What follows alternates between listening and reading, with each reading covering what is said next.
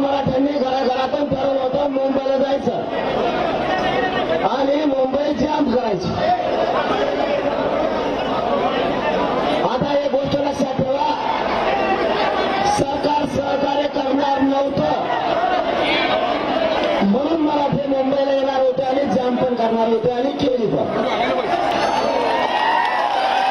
पण आता सरकारने सहकार्य केलं म्हणल्याच्या नंतर आता तुम्हाला पण सहकार्य करायचं. प्रत्येक माणसाला आपण आपल्या ड्रायव्हरला फोन करायचा आणि त्याला फोन करून सांगायचं आत्ताच्या आत्ता गाडी काढायची, पोलीस बांधव सांगतील त्या ग्राउंडवर नेऊन लावायचं. म्हणजे किती लांब असू दे,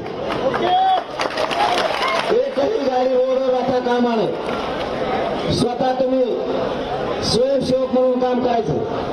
तुम्ही जी मुंबई जाम केलेला मराठ्यानो 2 घंट्यात पुन्हा मोकळी मुंबई झाली पाहिजे. जबाबदारी तुमची. आता कुठं जाळपोळ दगडफेक करायची नाही. जबाबदारी सगळ्यांनी घेतली का? याचा पुढचा तिसरा मुद्दा सांगतो.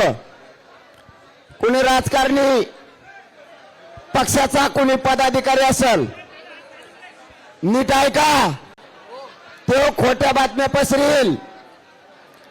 मुंबईत जायचं, आपल्याला मुंबईत जामच करायची, ग्राउंडवर गाड्या नाही लावायच्या, हवेवरच गाड्या लावायच्या असं सांगल आणि त्याचा राजकीय उद्देश सार्थक करून घेईल.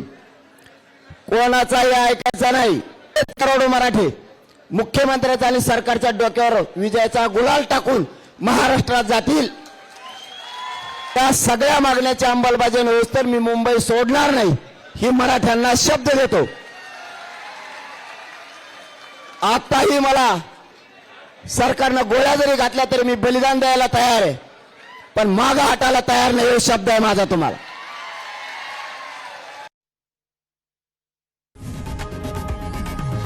लोकशाही मराठी ऐका, पहा, जागरूक रहा.